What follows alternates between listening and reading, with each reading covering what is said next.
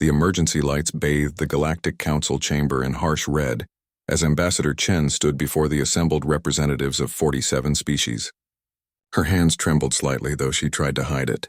Behind her, holographic displays showed empty space where Earth's fleet should have been. 3 days ago, Chen began, her voice steady despite the fear gnawing at her stomach. Humanity's entire military fleet disappeared. All 10,000 vessels. Every single ship vanished within a 6-hour window across 12 star systems.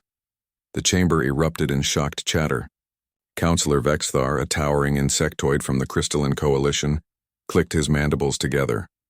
Impossible. A fleet that size cannot simply vanish. What enemy could accomplish such a feat? Chen pulled up the sensor data. That's what we don't know. Our monitoring stations detected unusual quantum signatures at each disappearance site. The patterns don't match any known technology in the galactic database.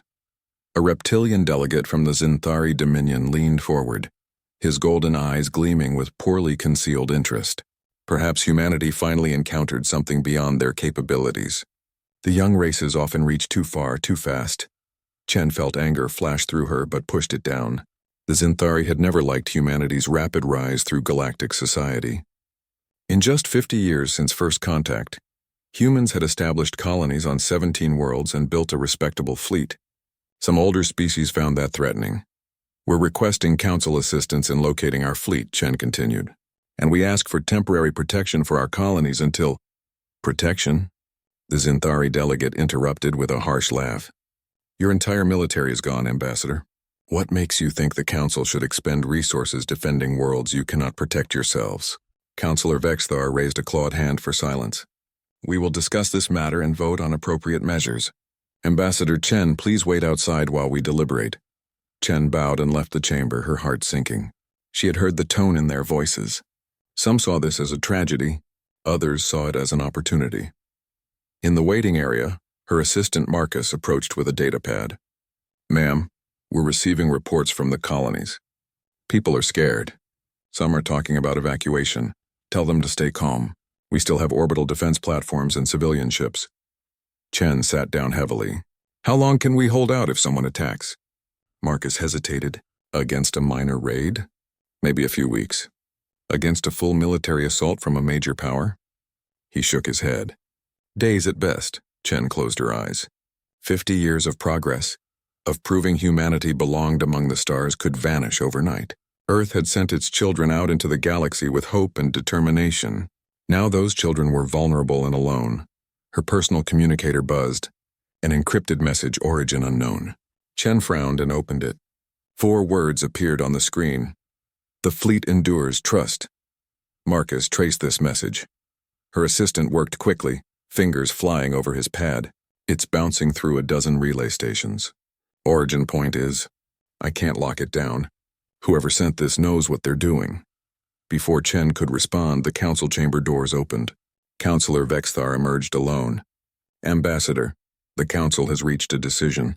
We will dispatch scientific vessels to investigate the disappearance sites. However, military protection for your colonies was denied by a vote of 31 to 16. Denied? Chen stood up. Counselor, without protection, our colonies are targets for anyone with a warship and ambition. The Council cannot be expected to defend every species that finds itself in difficulty, Vexthar said, though his tone was sympathetic.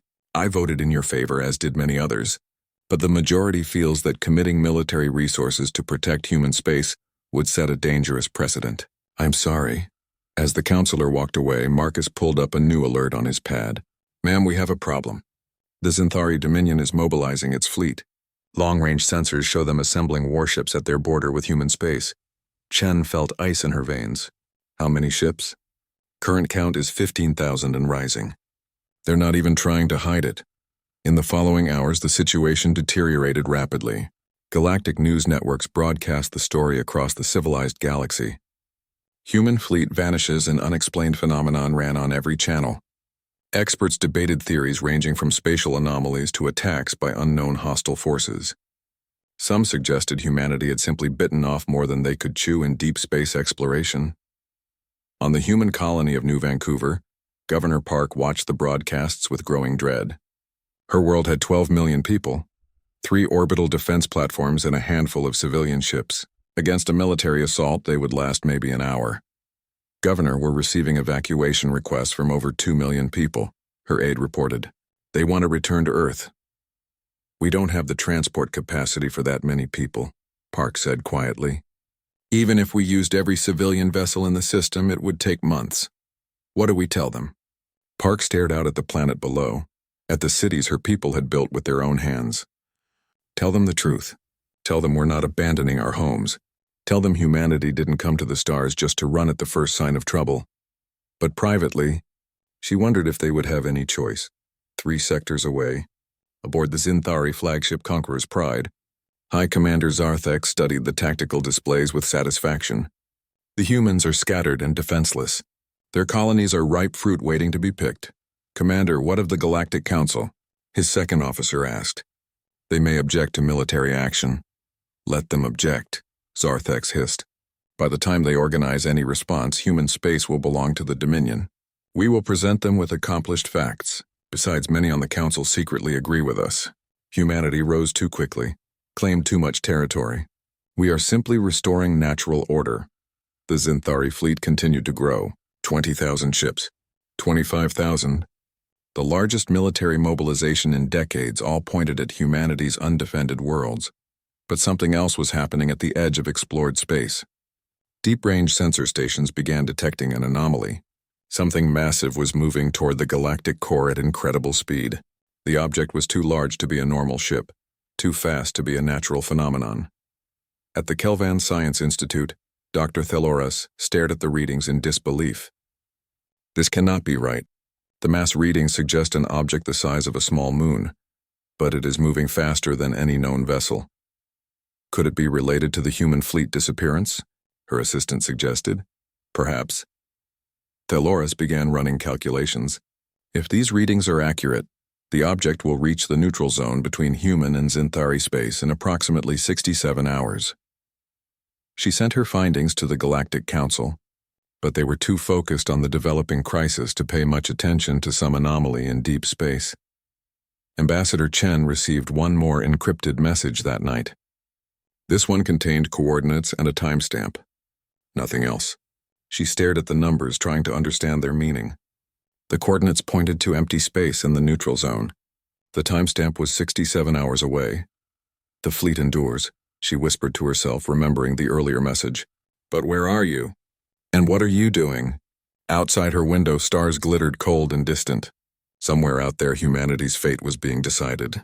Chen could only hope that when the answer came, it wouldn't be too late. High Commander Zarthek stood on the bridge of Conqueror's Pride, watching his fleet assemble in perfect formation. 25,000 Zinthari warships filled the view screens, their hulls gleaming under the light of distant stars.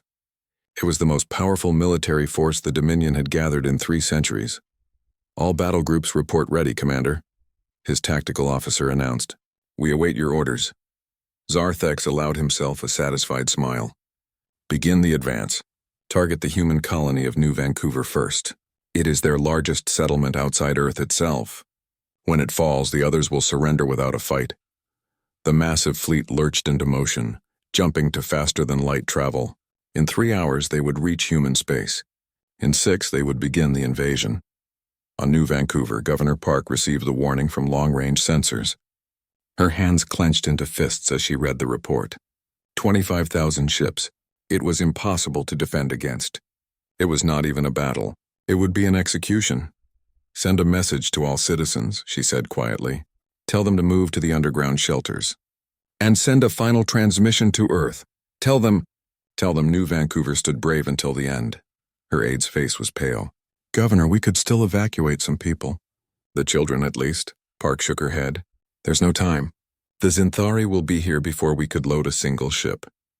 She looked out at the city sprawling below, at the parks and schools and homes. But we can make sure they pay a price for what they're taking. The colony's 3 orbital defense platforms powered up their weapons. It would not be enough. It would not even be close. But humanity would not go quietly. At the Galactic Council, Ambassador Chen stood before the assembly again, her voice filled with barely controlled fury. The Zinthari Dominion is invading human space as we speak. This is not exploration or peaceful expansion. This is naked aggression against a member species of this council. The Zinthari delegate remained calm. We are merely claiming abandoned territory. Humanity has no military force to defend these worlds. By galactic law, such worlds may be incorporated by any species with the strength to hold them. Those worlds are inhabited by 12 million human citizens, Chen shouted. You're talking about conquest, not colonization. Councillor Vexthar tapped his gavel for order. The delegate raises a technical point. According to our laws, any species unable to defend its territory for more than 90 days may have that territory declared open for settlement. It's only been 5 days, Chen protested, and we are simply positioning our fleet in anticipation, the Zinthari delegate said smoothly. If humanity's military returns within the legal time frame, we will of course withdraw. Chen knew it was a lie. Once the Zinthari took those worlds, they would never give them back. She looked around the chamber, seeing sympathy on some faces, calculation on others, and indifference on too many. The galaxy was going to let this happen. Her communicator buzzed. Another encrypted message. Watch the neutral zone. 52 hours. Have faith, 52 hours. Chen checked the countdown. That was when the mysterious anomaly would reach the coordinates from the earlier message. Could it be connected to the fleet? Or was someone playing a cruel joke while her people died? Far from the political debates and the deep darkness between stars, something massive continued its journey. The object was enormous, a construct of metal and energy that dwarfed even the largest space stations. Scientific vessels that detected it sent increasingly frantic reports, but nobody was listening. Everyone's attention was focused on the Zinthari invasion. Dr. Theloris, however, was paying attention. She had devoted her entire life to studying spatial phenomena, and this was the most remarkable thing she had ever seen. The object was not just moving fast. It was somehow creating its own bubble of altered space-time, allowing it to achieve speeds that should be impossible. This is not natural, she told her team. This is technology. Extremely advanced technology. Whoever built this is centuries ahead of anything we have. Could it be the enemy that destroyed the human fleet? One of her researchers asked. Destroyed? No. Theloris studied the energy patterns. If an enemy had weapons capable of destroying 10,000 ships, they would have used them on human colonies too. This is something else. This is deliberate, planned. Should we warn the council? I already tried. They are too busy arguing about the Zinthari invasion. She shook her head. We will keep watching. When this object reaches its destination, something important is going to happen. The Zinthari fleet dropped out of faster-than-light travel at the edge of New Vancouver's star system. High Commander Zarthex reviewed the tactical situation with satisfaction. The human colony's defense platforms were powering up, but they were old models, barely capable of scratching his shields. Deploy the first wave, he ordered. Destroy the orbital platforms. Leave the surface intact. We will need those facilities. 2,000 Zinthari warships broke from the main fleet and accelerated toward New Vancouver. On the colony, Governor Park watched them come on her monitors. She thought about her daughter safe on Earth. She thought about her husband buried on this world 3 years ago. She thought about the millions of people sheltering below. Hoping for a miracle that was not coming. All platforms. Fire at will, she said calmly. The 3 defense platforms opened up with everything they had. Missiles and energy beams lanced out toward the approaching fleet. A few Zinthari ships took hits, their shields flaring. 2 smaller vessels were destroyed, but it was like throwing stones at a landslide. The Zinthari return fire was devastating. The first orbital platform exploded in a ball of fire. The second followed seconds later. The third managed to hold out for almost a minute before it too was torn apart. They are defenseless, Commander, the tactical officer reported. Should we proceed with landing forces? Zarthex was about to give the order when an alarm sounded. Commander, we are detecting an unusual reading. Something is approaching the neutral zone just outside this star system. What kind of something? Unknown, sir. It is very large. Mass readings are... Commander, it is almost as large as a small moon. Zarthex frowned. Pull up the sensor data. The image that appeared on his screen made him go still. A massive structure, clearly artificial, was dropping out of faster-than-light travel at the edge of the system. It was not a ship. It was something far bigger. A station, perhaps, or a mobile facility of some kind. What is that? He whispered. Across the galaxy, every major sensor array suddenly focused on the same point in space. The mysterious anomaly had arrived at its destination. As it slowed to normal space, its true size became apparent. It was enormous, a construct of dark metal and glowing energy that measured over 2,000 kilometers across. Dr. Thaloris gasped as her instruments revealed the structure. It is a construction facility, a mobile shipyard. But the scale, nothing like this has ever been built. On the Galactic Council, someone pulled up a holographic display of the anomaly. The entire chamber fell silent as they stared at it. Ambassador Chen felt her heart racing. The coordinates from the message. This was what she was supposed to watch. But what was it? The answer came moments later. The massive facility's central bay began to open. And from inside something emerged. Ships. Hundreds of them at first, then thousands. They poured out of the facility in perfect formation, sleek and powerful. But these were not the vessels that had vanished 50 years ago. These were different. New. Advanced. On Conqueror's Pride, the tactical officer's voice shook. Commander, we are detecting multiple vessels emerging from the structure. Current count is 2,000 and rising. 3,000. 5,000. Zarthek stared at the display. The ships were human in design, he could see that. But they looked nothing like the clunky vessels humanity had built before. These were elegant, dangerous, and they were moving with perfect coordination. How many? He demanded. 10,000 ships, Commander. The count has stopped at exactly 10,000. The human fleet had returned, but they had not returned the same. From the lead ship, a transmission went out across all galactic frequencies. A simple message in a human voice, calm and confident. This is Captain Anderson of the United Human Star Vessel Persistence. To all species watching, humanity thanks you for the past 50 years. We have learned much. To the Zinthari fleet currently threatening our colonies, you have one chance. Withdraw immediately. This is your only warning. Zarthex felt rage replace his shock. One warning? They dare threaten us. We outnumber them more than 2 to 1. But even as he spoke, he felt a cold doubt creeping into his mind. The human ships were moving into position with a precision that was almost mechanical. They were not fleeing or massing for defense. They were hunting, and the Zinthari fleet had just become the prey. Captain Sarah Anderson stood on the bridge of the UHSV Persistence, watching the Zinthari fleet on her tactical display. 10,000 human ships faced 25,000 Zinthari vessels. On paper, it was no contest. The enemy had overwhelming numbers, but numbers were only part of the equation. Communications broadcast on all channels, Anderson said. I want everyone to hear this. The galaxy needs to understand what happens next. Her communications officer nodded. All channels open, Captain. Every species with a receiver will hear us. Anderson took a breath. This is Captain Sarah Anderson of the United Human Fleet. 50 years ago, we joined the galactic community as students. We came with primitive ships and outdated technology. We asked questions. We watched. We learned. She pulled up a holographic display showing the new human ships in detail. For the past 50 years, while you thought we were simply patrolling our borders, we were doing something else. We took every ship we had, every vessel in our fleet, and we brought them here, to this mobile construction facility that we built in secret, and we rebuilt them. The display zoomed in, showing the sleek lines of the new vessels, the advanced weapon systems, the revolutionary shield designs. We studied crystalline coalition energy refraction techniques. We incorporated Vicari quantum computing systems. We adapted Thalen propulsion technology and marine defensive algorithms. We took the best of what every species had to offer, and we made it better. High Commander Zarthex watched the broadcast with growing unease. The human captain's voice was not boastful. It was calm, matter-of-fact, like a teacher explaining a simple concept. Every species we met taught us something valuable. Anderson continued. The Zinthari taught us about aggressive tactics and overwhelming force. They showed us that strength is often used to take what cannot be earned.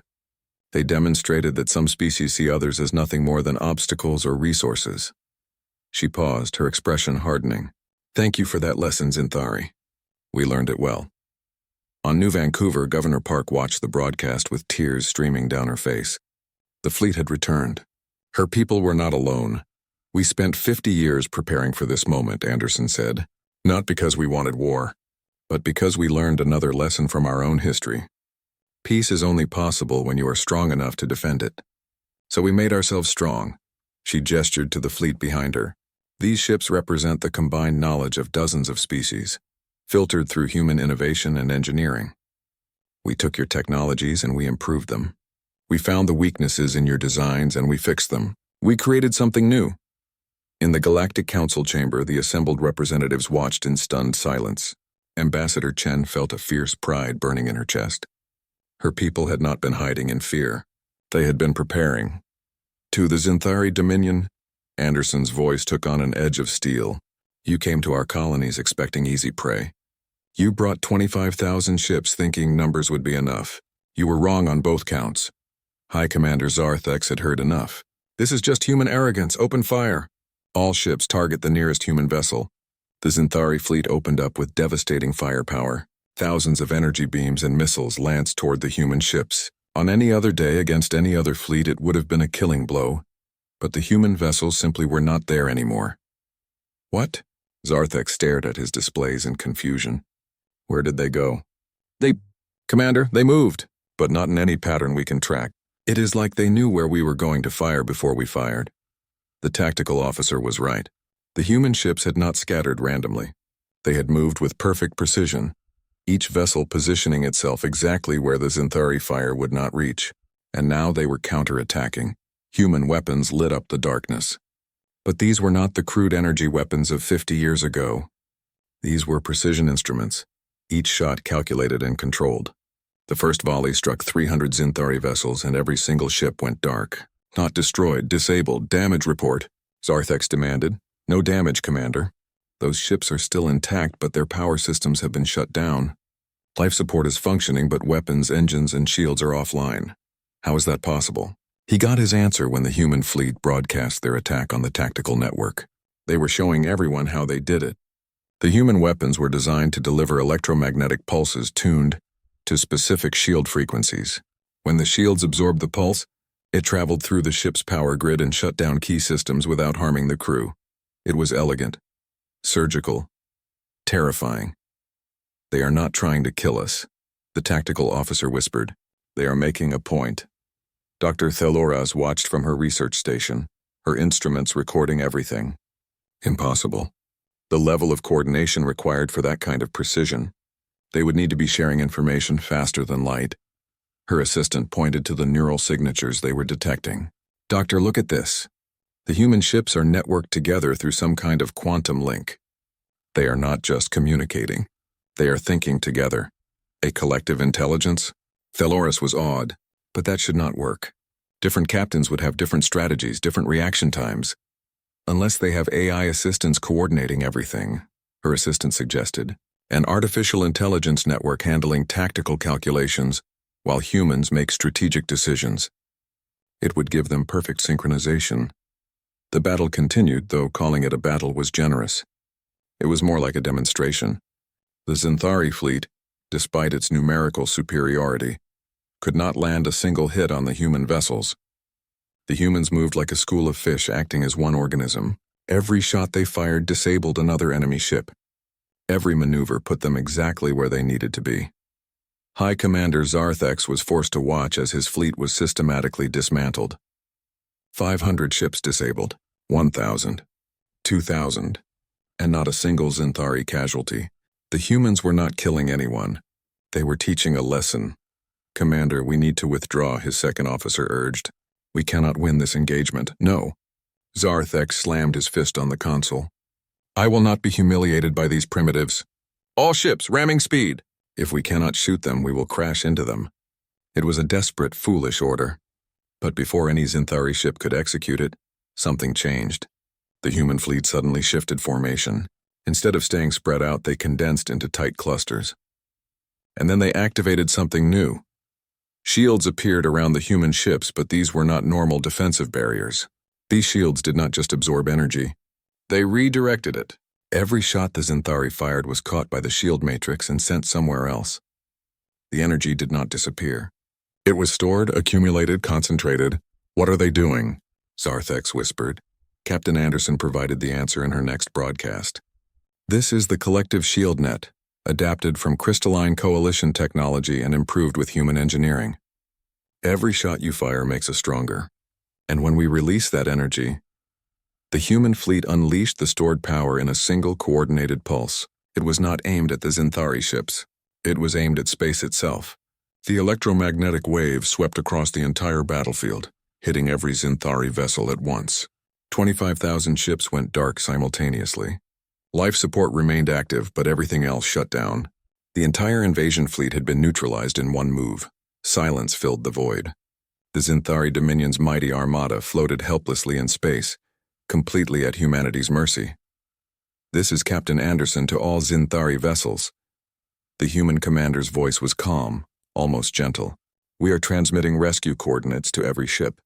Medical vessels are already on their way to ensure your crews are safe. Your ships will be towed to neutral space and returned to you undamaged. We have taken no lives today, and we will take none. High Commander Zarthek sat in his darkened bridge, listening to the human captain's words in numb disbelief. We did not spend 50 years building these ships so we could destroy our enemies. Anderson continued. We built them so we would never have to. We wanted to be strong enough that no one would dare attack us, strong enough that we could choose mercy over violence. Across the galaxy, 1 billion beings watched the broadcast in shocked silence. Humanity had not just won a battle. They had redefined what victory meant. The Zinthari Dominion came here expecting conquest, Anderson said. Instead, you have learned something more valuable. You have learned that humanity did not join the galactic community to conquer it. We joined to improve it, and we will defend that purpose with everything we have.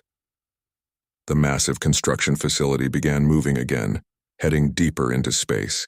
The human fleet formed up around it, their ships gleaming in the starlight. Class is now in session, Anderson said quietly, and the first lesson is this. True strength lies not in the ability to destroy, but in the wisdom to protect. We hope you were paying attention. The Galactic Council chamber was in chaos. Representatives from dozens of species shouted over each other, some in anger, others in fear, and a few in grudging admiration. The holographic display still showed the disabled Zinthari fleet, floating helplessly in space, surrounded by human vessels that had just demonstrated power beyond anything the galaxy had seen in centuries. Counselor Vexthar finally managed to restore order by repeatedly striking his gavel. Silence. We must discuss this situation calmly. Calmly? The Zinthari delegate hissed, his composure finally breaking. The humans have made fools of the entire Dominion. They destroyed our fleet without firing a single lethal shot. Do you understand what that means? They were toying with us. They were making a point, Ambassador Chen said quietly from her position at the speaker's podium. And I believe everyone here understands it now. The Thalen representative, a floating jellyfish-like creature, pulsed with concerned colors. Ambassador Chen, your fleet's capabilities far exceed what you have previously disclosed to this council. This is a serious breach of protocol. Chen met the alien's gaze steadily. We disclosed exactly what we were required to disclose. We reported the number of ships in our fleet, their general classifications, and their patrol routes. At no point did galactic law require us to reveal our technological capabilities or development programs. A convenient technicality, the Marine delegate grumbled.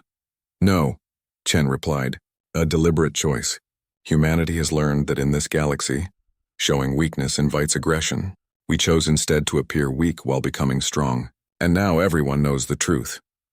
A smaller delegate, a rodent-like creature from the Squib Collective, raised a tentative paw. But why? Why go to such lengths? Surely the cost of building that massive construction facility, of retrofitting your entire fleet in secret, the resources required must have been staggering. Chen smiled slightly. Because we learned from watching all of you. We studied your histories, your wars, your conflicts, and we realized something important.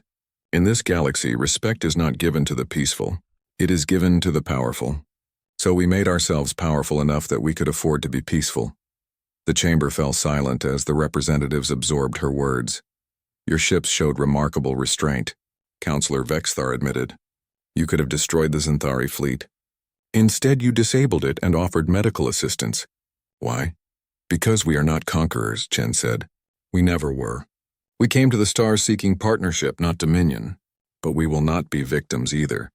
Today's demonstration was necessary, not to humiliate the Zinthari, but to make absolutely clear that humanity will not be pushed around.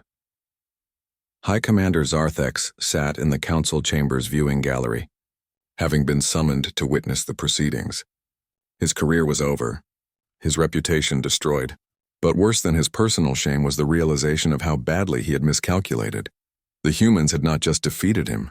They had done it with such overwhelming superiority that resistance had been pointless, and they had done it without killing a single Xanthari warrior. That mercy was somehow more devastating than any weapon could have been. Captain Anderson's image appeared on the central display, broadcasting from the Persistence. Honored council members, I apologize for not attending in person, but we are currently occupied with rescue operations. I wanted to address some concerns that have been raised. Captain Anderson, Bexthar said carefully, your fleet has demonstrated extraordinary capabilities. Many here are wondering about your intentions. What does humanity plan to do with such power? Anderson's expression was serious. That is a fair question, Counselor. For the past 50 years, humanity has been in a unique position. We were new to galactic society, which meant we had no old grudges, no ancient enemies, no territorial disputes. We could observe everyone with fresh eyes. She pulled up a star chart showing the known galaxy. We saw species that hoarded technology rather than sharing it. We saw others that used military might to intimidate their neighbors. We saw brilliant innovations wasted because species refused to cooperate. And we saw opportunities being missed because everyone was too busy protecting what they had instead of building something better. You sound like idealists, the Thalen representative said, not unkindly. Idealism rarely survives contact with reality. You are right, Anderson agreed. Which is why we did not just become idealists. We became idealists with the strongest fleet in the galaxy. Now we have the power to back up our vision. She zoomed the star chart in on human space. Our immediate plan is simple. We will continue defending our colonies and our interests, but we are also offering something else, a partnership. An alliance based on mutual improvement rather than mutual defense. A new hologram appeared showing schematics of human technology. We are willing to share what we have learned. The shield technology we demonstrated today. We will teach it to anyone who wants to learn. The propulsion systems that make our ships faster, we will explain how they work. The weapons that disable rather than destroy, we will provide the designs. The council chamber erupted in shocked murmurs. Species did not simply share their military technology. It was unheard of. There are conditions, of course, Anderson continued. Species who want access to our technology must agree to several terms. First, they must commit to peaceful relations with their neighbors. Second, they must share their own innovations in return. Third, they must agree to use this technology primarily for defense, not conquest. And fourth, they must allow human observers to ensure these terms are being honored. You want to dictate terms to the entire galaxy? The Xanthari delegate was outraged. No, Chen interjected. We are offering an opportunity. Species can refuse if they wish, but those who accept will have access to technology that will revolutionize their capabilities. And they will be part of something larger, a cooperative network of species working together instead of competing. Dr. Thelorus watched the proceedings from her laboratory, fascinated. The humans were not just offering technology. They were offering a new way of thinking about galactic society. Instead of every species guarding its secrets, they proposed open collaboration. It was radical. It was dangerous. It was brilliant. Doctor, we are receiving a transmission from the human fleet, her assistant announced. They are requesting to speak with you directly. Thelorus was surprised. With me? Why? They say they have been monitoring your research on spatial phenomena. They want to offer you a position on their science vessels. Captain Anderson's image appeared on Thelorus's screen. Dr. Thelorus, we have been impressed by your work. You were one of the few people who paid attention to our construction facility when everyone else was distracted by politics. That kind of scientific curiosity is exactly what we need. You want me to work with human scientists? Thelorus asked. We want you to work with scientists from multiple species, Anderson corrected. We are assembling research teams that include the best minds from across the galaxy. No more of each species working in isolation. Imagine what we could accomplish together. Thelorus felt a spark of excitement. To work with alien scientists. To share ideas freely without worrying about giving away secrets to competitors. It was the dream of every researcher. I accept, she said without hesitation. Back in the council chamber, the debate continued for hours. Some species immediately agreed to humanity's terms, seeing the opportunity for advancement. Others remained suspicious, believing there must be a hidden trap. A few, including the Xanthari, rejected the offer outright. too proud to accept help from those who had humiliated them. But slowly, a consensus emerged. Humanity had changed the rules of the game. They had demonstrated that cooperation could produce results that competition never could. And they had the power to protect that vision from those who would try to destroy it. Ambassador Chen made one final statement before the session ended.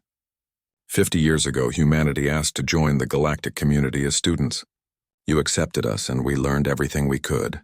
Today, we are offering to become teachers in return, not because we think we are superior, but because we believe that knowledge should be shared, progress should be collaborative, and the future should be built by all of us working together.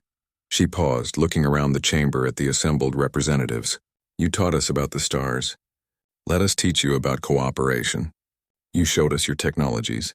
Let us show you what happens when those technologies are combined with human innovation and shared freely. You welcomed us into the galaxy. Let us welcome you into a new era. The vote was called. The results were close, but they favored establishing formal partnerships with humanity.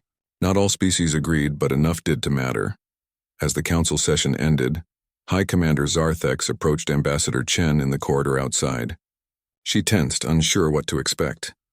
Ambassador, he said quietly. His proud posture diminished. I came to apologize.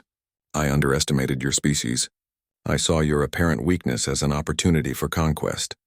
I was wrong. Chen studied him for a moment. Commander, your fleet is being returned to you undamaged. Your crew members are all safe. We harbor no grudge against the Zinthari people. But you have made it clear we can never threaten you again, Zarthex said bitterly. 6 months had passed since the confrontation at New Vancouver. The galaxy was still adjusting to the new reality, but changes were happening faster than anyone had expected. Captain Anderson stood on the observation deck of the Persistence, watching a remarkable sight. 36 ships from 7 different species were running joint training exercises. A crystalline coalition cruiser flew in formation with 2 Thalen research vessels. A marine destroyer practiced maneuvers alongside human frigates. Even a few smaller squib fighters had joined the group. It is strange to see, Dr. Thalorus said, joining Anderson at the window. The scientist had been aboard the Persistence for 3 months now, leading a multi-species research team. 6 months ago, most of these species barely trusted each other. Now they are working together. Trust takes time, Anderson replied, but shared goals help build it faster. The joint fleet had already accomplished remarkable things. By combining crystalline shield technology with human power distribution systems and Thalen energy management, they had created defensive barriers 30% more efficient than anything that existed before. The researchers had solved a problem with faster-than-light navigation that had plagued the Marine for decades. And just last week, a joint medical team had made a breakthrough in treating the Kelvin plague, a disease that had killed millions across 3 star systems. How many species have joined the partnership now? Thalorus asked. 23, Anderson said, with 5 more in negotiations. It is not everyone, but it is a start. Not everyone had been happy about the changes. The Zinthari Dominion had refused all offers of cooperation, retreating behind their borders in sullen isolation. A few other species had done the same, viewing humanity's rise as a threat rather than an opportunity, but they were becoming the minority. On the human colony of New Vancouver, Governor Park was giving a tour to a group of alien visitors. The colony had become a symbol of the new era, the place where everything had almost been lost and then saved by humanity's hidden strength. We have expanded our population by 2 million since the incident, Park explained as they walked through a newly constructed district. Many of them are actually non-humans, scientists, engineers, artists, and families from partner species who wanted to experience human culture firsthand. A young squib child ran past, laughing as she played with human children in a park. The sight would have been impossible a year ago. Now it was becoming normal. Governor Park, a Thalen diplomat, asked, "Do you ever think about what would have happened if the fleet had not returned?" Park was quiet for a moment. "Every day. We came so close to losing everything. But I also think about what we gained. The crisis forced humanity to reveal what we had been building. It forced us to demonstrate our strength. And in doing so, it gave us the credibility we needed to propose real change." At the Galactic Council, Ambassador Chen was presenting the latest results of the partnership program. Holographic displays showed improved ship designs, new medical treatments, and enhanced agricultural techniques that were being shared across member species. These are just the beginning, Chen told the assembled representatives. Every month, our joint research teams make new discoveries. Every week, our coordinated defense fleets become more effective. Every day, we prove that cooperation produces better results than competition. Councillor Vexthar, who had become one of humanity's strongest supporters, added his voice. The Crystalline Coalition has seen a 15% increase in economic productivity since joining the partnership. Our scientists have access to resources and knowledge that would have taken us decades to develop alone. And most importantly, we feel safer knowing that we are part of a network of mutual protection. Not everyone was convinced. The Zinthari delegate stood to speak, his voice dripping with contempt. You speak of cooperation and sharing, but what you have really created is human dominance. You control the technology. You set the terms. You decide who gets access to what. This is not partnership. It is imperialism with a friendly face. Chen met his gaze calmly.